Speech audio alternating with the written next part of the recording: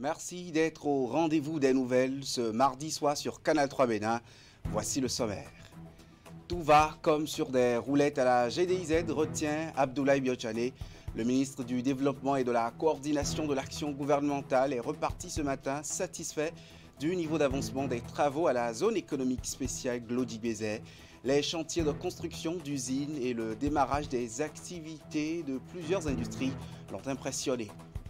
En cette veille du 8 mars, retrouvé en grand angle sur une femme spécialiste des moteurs diesel à l'université d'Abomey-Calavi. En milieu d'édition, la parité n'est plus un idéal à atteindre, mais une réalité quotidienne pour cette mécanicienne.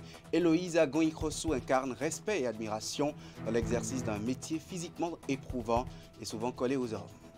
Électrifier le village d'Ayogbe est une priorité pour les ressortissants de cette localité située à Djidja dans le Zou.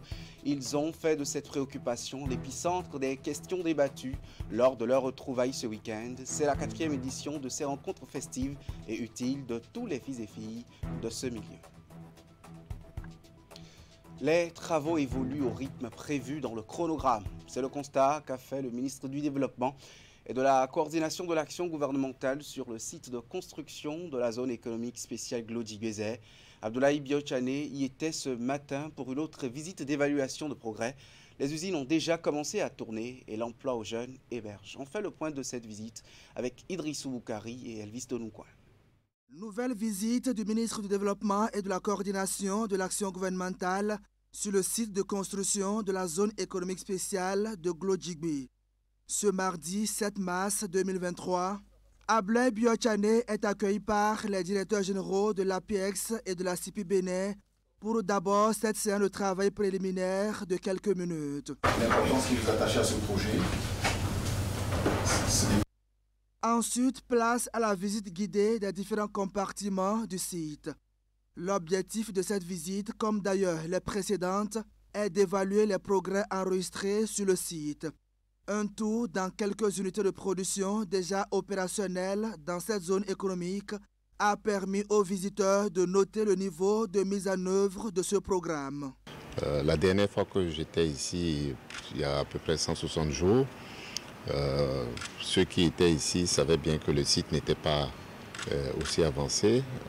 Les industries qui étaient ici n'étaient pas aussi nombreuses. Aujourd'hui, le site a déjà plus de 36 entreprises. Il est totalement occupé et certaines de ces entreprises vont entrer en production comme celle que nous venons de visiter qui va fabriquer des cartons et à partir du mois de mai, ces cartons seront sur le marché. Nous allons visiter ensemble une entreprise qui va s'occuper de traiter le soja bio qui elle aussi va entrer en production dès la semaine prochaine. La transformation de l'économie béninoise par l'industrialisation devient progressivement une réalité sur ce site. Les travaux avancent et les investisseurs continuent de se bousculer pour y trouver une place. Cette visite du ministre du Développement et de la coordination de l'action gouvernementale vise également à s'imprégner éventuellement des besoins auxquels le gouvernement pourrait apporter des réponses adéquates. Et ces besoins, il y en a de plusieurs ordres. Alors, les solutions portent sur plusieurs choses. Par exemple, sur la sécurité du site, qui est très très importante pour les entreprises qui s'y installent. Comment s'assurer de l'intégrité d'abord de l'ensemble de leurs instruments de travail, des équipements qu'ils ont installés ici. Comment s'assurer de la protection des produits qui seront fabriqués. Tout cela est pris en compte et par rapport à ce que nous avons vu il y a 6 mois, c'est quelque chose qui est déjà étudié et opérationnalisé. Donc c'est quelque chose d'important. La question de la formation des gens qui viennent ici.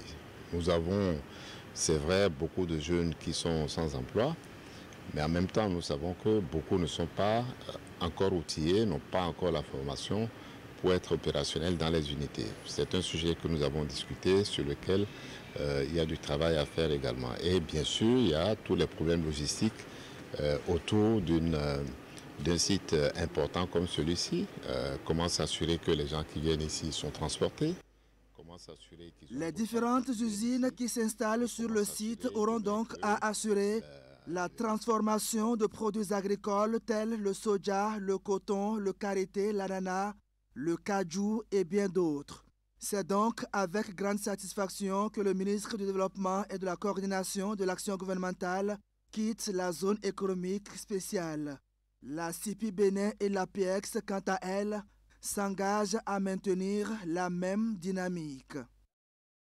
Restons au cœur du monde des affaires au Bénin pour parler du lancement officiel du programme de vérification de la conformité de divers produits importés ou manufacturés localement. La cérémonie s'est déroulée hier au Palais des Congrès de Cotonou. L'objectif visé par le gouvernement avec la mise en place de ce programme est bien de mettre sur les marchés béninois, régionaux et internationaux des produits répondant aux normes de qualité conformément aux accords de l'Organisation mondiale du commerce. Voici le compte-rendu de Ouliat Sanoussi. Le programme de vérification de la conformité de divers produits importés ou manufacturés localement entre en vigueur au Bénin ce lundi 6 mars, après plusieurs semaines de travaux préparatoires. En effet, le Conseil des ministres en sa séance du 27 juillet 2022 a approuvé la mise en œuvre du dit programme avec un partenaire technique, Cotecna, qui est un prestataire de renommée internationale en matière de vérification de conformité de qualité. Nous avons réuni les chambres consulaires, nous avons réuni également les organismes d'inspection et de contrôle qui étaient impactés par rapport à cette activité. Nous avons réuni les consommateurs, les importateurs, avec lesquels nous avons eu des échanges, des discussions, et ça a permis de remonter ces différentes informations aux partenaires Cotecna. On peut dire que nous sommes prêts pour lancer le programme de façon technique. Cette intervention permettra de bénéficier de standards internationaux en matière de contrôle et surtout de bénéficier de la mise à niveau de notre infrastructure qualité existante. Donc ce n'est pas une contrainte supplémentaire, mais plutôt une vigilance supplémentaire et une attention particulière à notre santé et à notre environnement social. Cet appui s'inscrit dans le cadre de la mise en œuvre de l'un des objectifs du PAG, à savoir une meilleure protection des consommateurs pour améliorer la qualité et la compétitivité. Les questions de qualité sont une priorité pour le gouvernement puisque l'État a le droit de protéger la santé des populations. Malgré l'existence de quelques standards techniques et normes communautaires, il s'observe l'importation et la fabrication de produits divers de qualité plus ou moins douteuse. C'est donc pour pallier cette insuffisance de garantir aux consommateurs la mise sur le marché national de produits répondant aux prescriptions et qualités exigées que le Conseil des ministres a autorisé le recours à Cotecna. Le programme de vérification de la conformité des divers produits importés ou manufacturés localement est soutenu par le gouvernement du Bénin parce que cela nous permettra d'avoir des inspections et contrôles de qualité à des coûts très compétitifs. Et c'est pourquoi je voudrais une fois encore adresser mes remerciements au chef de l'État, le chef du gouvernement, son Excellence Patrice Talon, qui a vu juste en dotant le Bénin de ce précieux instrument qui va conduire les producteurs, les transformateurs et distributeurs à une mise à niveau des produits destinés au marché béninois et faciliter l'accès des produits béninois aux marchés régionaux et internationaux. L'autorité ministérielle salue à l'occasion l'engagement des partenaires à accompagner cette initiative pour le rayonnement de l'économie béninoise. Cette première phase du programme qui démarre prend en compte 4 produits: les eaux et farines de blé, les tuyaux et fer à béton. Une quinzaine de produits sont concernés dès la première année de mise en œuvre du programme qui s'étend sur 3 autres phases. Au terme de la première année, la liste des produits adressés par le programme s'élargira entre autres au bitume, ciment, mobilier de bureau. Depuis le début de mars, Nati Tengou est plongé dans une forte chaleur. La température ambiante est parfois insupportable, ce qui induit depuis un peu de temps les changements de certains comportements au sein de la population. Les femmes, elles, pour s'adapter à cette donne climatique, optent désormais pour des coiffures simples pouvant aérer leur tête. Un tour dans différents salons de coiffure de la ville de Nati Tengou a permis à nos reporters, Alassane Harouna et Abdou Sabi Idrissou, de voir les coiffures que préfèrent désormais les femmes en cette période d'intense chaleur. Voici le moisson. Nous égrenons les premiers jours du mois de mars de l'année 2023. Un mois par excellence de forte chaleur dans la partie septentrionale du pays après la période d'harmattan. Dans la cité de Nanto et ses environs, c'est une chaleur suffocante sous fond d'un ensoleillement ardent qui prévaut cette année dans cette partie du Bénin.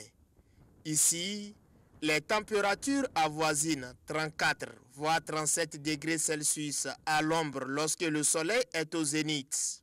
Cette variabilité climatique impose forcément de nouvelles habitudes au sein des populations, notamment les femmes. Désormais, pour s'adapter à la forte chaleur qui prévaut, plusieurs femmes optent pour les coiffures légères. Je suis venue à cet institut de coiffure pour pouvoir me faire les cheveux, comme vous le voyez sur ma tête. Actuellement, j'ai fait un paquet de tissage. On appelle ça un tissage. J'ai fait un paquet parce que nous sommes en période de chaleur et un paquet serait idéal. Et ça permettra à la tête de prendre de l'air, de se reposer aussi. Et aussi, c'est bon pour la santé. Quand il n'y a pas le temps de chaleur, quand c'est au temps de la fraîcheur, je préfère souvent faire les mèches. Souvent 3 paquets à 4 paquets et tout. Donc voilà un peu. Je suis venue me tresser. J'ai choisi la tresse peule parce que maintenant là, il y a trop de chaleur. On n'arrive pas à supporter les tresses lourdes sur nos têtes. Sinon moi comme ça, je voulais me coiffer. C'est mes camarades qui m'ont convaincu que je suis venue aujourd'hui. Il y a longtemps que j'ai défait ma tresse là. Je suis venue cet après-midi pour l'entretien de mes cheveux. À cause de la chaleur, je n'aime pas mettre les mèches, donc je préfère garder les cheveux naturels. Pendant que celles-ci allègent leur coiffure, d'autres par contre préfèrent des coupes de cheveux. C'est le cas de Barka Alida. Pendant la saison pluvieuse, moi je me tressais avec 3 ou 4 paquets de mèches. Mais compte tenu de la température qui a changé, la chaleur qui a commencé, je ne peux plus supporter cette quantité de mèches sur la tête. Donc j'ai dû me coiffer. Et c'est la coiffure que j'ai sur la tête. Je me sens à l'aise avec ça maintenant. Je respire bien. Donc je suis libre maintenant. Ça me fait plus d'économie parce que l'argent que je dépensais pour mettre sur ma tête, maintenant ça me permet de prendre ça et faire autre chose avec pour le moment. Bout pointu, tresse peule ou encore natte, autant de styles de coiffure qu'adoptent les femmes en cette période de chaleur à Nati Tengu pour s'adapter à la nouvelle donne climatique. Ces temps-ci, vraiment, les dames n'aiment pas trop se tresser. Elles aiment des trucs simples à cause de la chaleur. Ce temps-ci, si quelqu'un veut se tresser, c'est trop, c'est un paquet. Elles ne font plus des choses pour encombrer les têtes. Parce qu'il fait vraiment chaud. C'est la période de la chaleur, les femmes font natte, tresse peule, nappy pour les cheveux naturels, et bout pointu, et rasta gros pour la chaleur.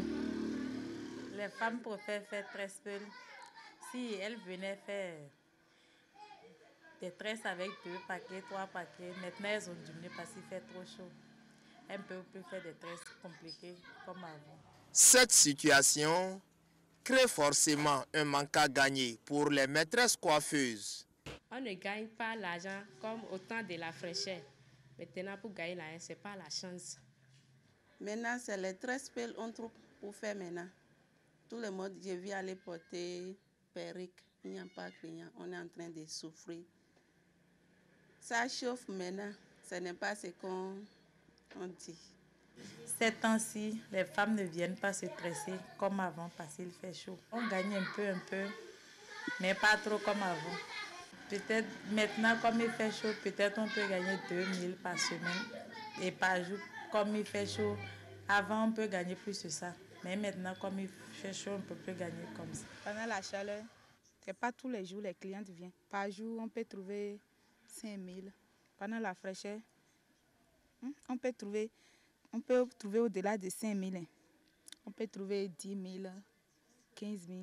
Cette période de chaleur induit non seulement un changement de style de coiffure chez les femmes, mais aussi celui vestimentaire pour s'y adapter. Elles devront donc attendre fin avril, voire mi-mai, pour retrouver leur élégance avec leur style de coiffure. Quoi de plus beau pour faire la transition? Demain, c'est 8 mars, journée internationale des droits des femmes. À l'occasion, nous nous ouvrons à la gente féminine dans cette édition, une réalité qui la caractérise depuis quelques années est bien la parité. On en parle souvent, mais dans les faits, il y a des métiers qui sont réputés comme étant plus favorables aux hommes qu'aux femmes. Qualifiés à tort ou à raison de métiers d'hommes, on constate pourtant que de rares femmes s'y illustrent et imposent leur carrure dans ces professions exigeant force et endurance. C'est le cas de Héloïse Agoï-Rossou, la seule femme mécanicienne dieseliste au garage de l'université d'Abomey-Calavi. Une femme qui ne réclame pas la parité, mais se la fait imposer. Comme vous allez le constater dans ce magazine que nous propose Ulrich Gaba, cette production est à la fois un vibrant hommage à la brave femme et un schéma réel de la femme autonome et véritablement épanouie par son travail. Suivant. Presque tous les jours, à 5 h du matin, Héloïse quitte son foyer pour se mettre au service du garage universitaire. Avec son certificat d'études primaires et un niveau d'études de 5e, cette jeune dame, autrefois aide-soignante, a fini par rejoindre la profession de son rêve. Avant, j'étais restée au nord, quoi. Mais si je vois les gros porteurs là, les hommes qui conduisent les gros camions là, ça m'attire. Moi-même, j'ai envie de conduire des camions. Mais finalement, j'ai décidé de faire la mécanique pour voir si je peux arriver à leur niveau. C'est ça. Et aujourd'hui, vous êtes également conductrice, c'est ça? Pas pour le moment. Je n'ai pas encore eu mon permis. Mais je m'exerce un peu. Aujourd'hui, elle est mécanicienne dieseliste en service au garage universitaire d'Abomey-Calavi. Seule femme dans un groupe d'hommes, Héloïse ne ménage aucun effort pour s'imposer par la qualité de son travail. Face aux difficultés du métier, elle garde la perche de l'endurance et n'hésite pas à se faufiler sous les bus chaque fois que son travail l'exige. On vient à 4 h moins, ou bien 5 h moins. Et on démarre les bus à 6 h. Et à 6 h 45, là, ils prennent la voie pour la ville, pour aller chercher les étudiants. Donc, des fois, je viens ici à 4 h ou bien à 4 h 30. Et les soirs, vous partez à quelle heure? Des fois, s'il y a assez de travail, là, tu peux venir à 4 h 30 et te retourner à 19 h. Des fois, parce qu'on n'est pas beaucoup. On n'est que 2 équipes ici. Et les 2 équipes, là, il n'y a pas assez de personnes dedans. La présence de cette jeune femme, mécanicienne dieseliste, se remarque facilement sur le site de travail. Ses collègues et tous ceux qui la côtoient lui vouent une admiration particulière.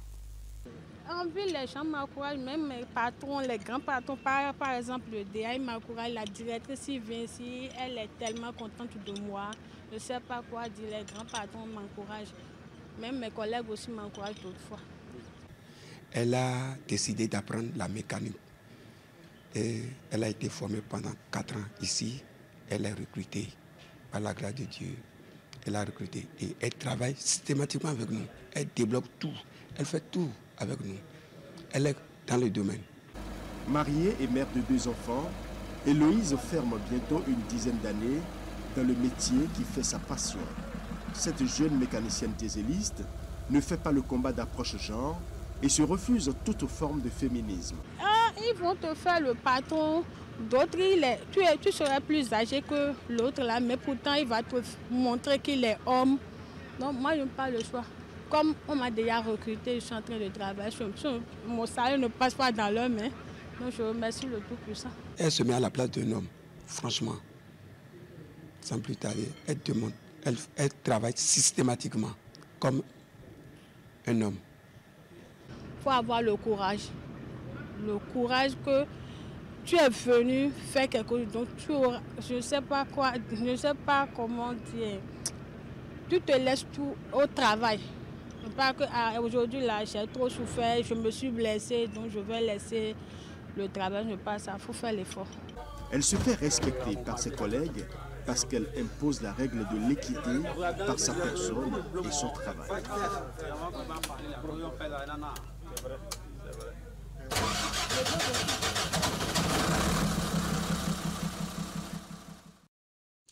Allo 118, c'est le numéro gratuit pour appeler les sapeurs-pompiers en cas de sinistre.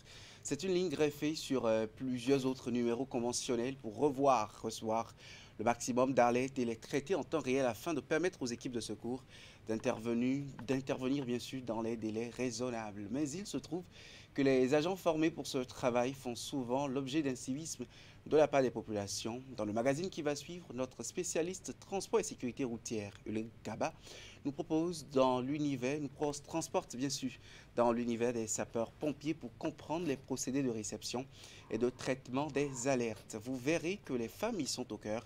C'est un autre clin d'œil 8 mars dans ce journal. Reportage.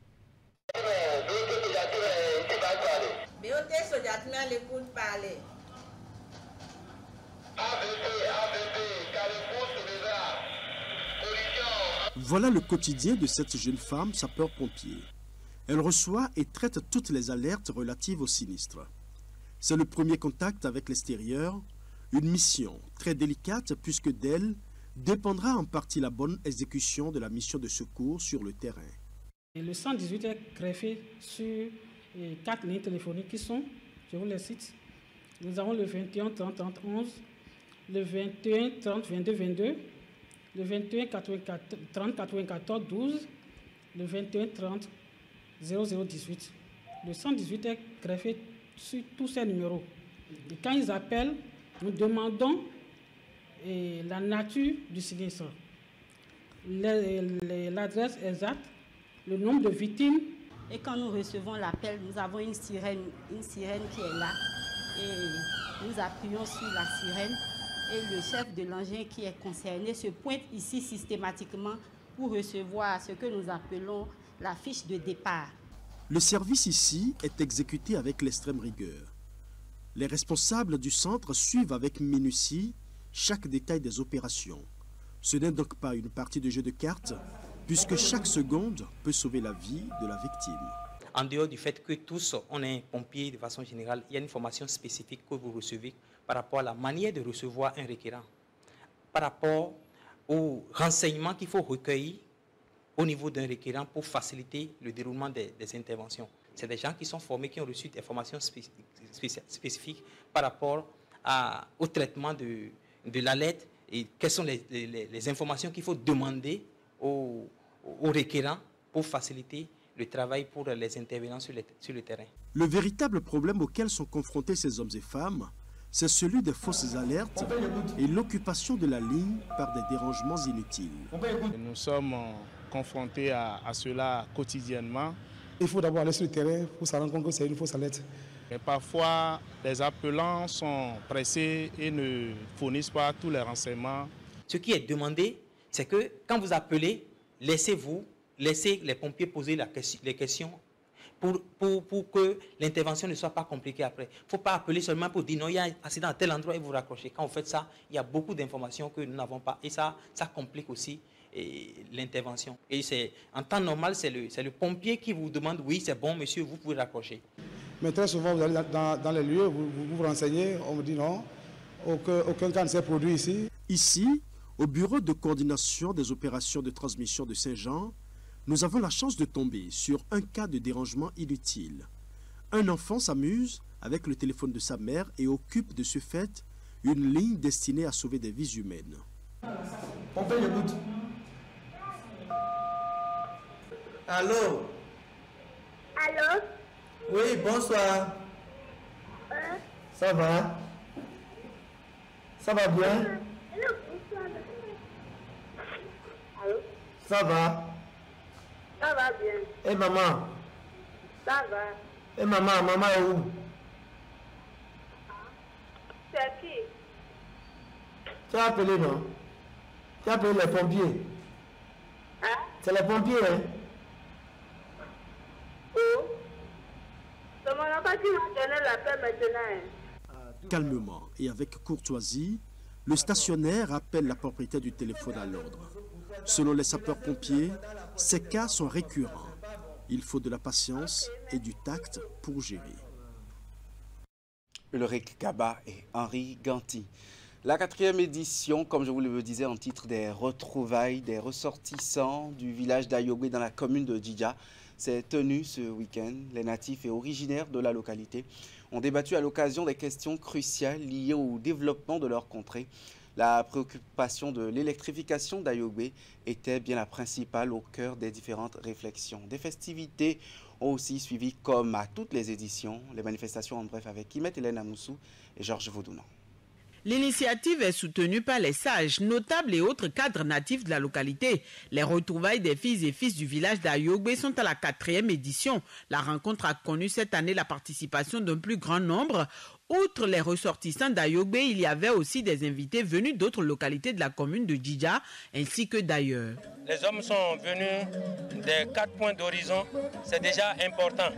Donc, tout juste, nous voulons le développement d'Ayogbe. Vous savez que la commune de Djidja est une commune rurale et nous n'avons pas souvent accès à ces activités. C'est seulement les enterrements. C'est dans ça qu'on se retrouve. Donc, on a décidé, mais pourquoi pas se réunir dans un creuset de joie. Vous avez vu que ce n'est pas seulement Ayogbe, toute la commune de Djidja s'est déplacée un peu partout. Ils sont venus voir parce qu'il y a eu des animations folkloriques, il y a eu des jeux d'hiver, il y a eu tout ce qu'il faut. Il y a eu un repas qu'on a pris en convivialité avec les fils et filles d'Ayogbe.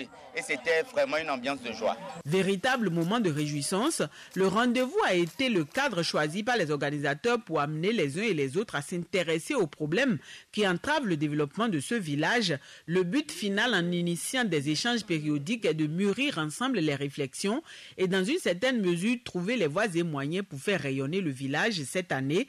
À l'occasion, plusieurs sujets ont été abordés, notamment la question de l'électrification d'Ayogbe.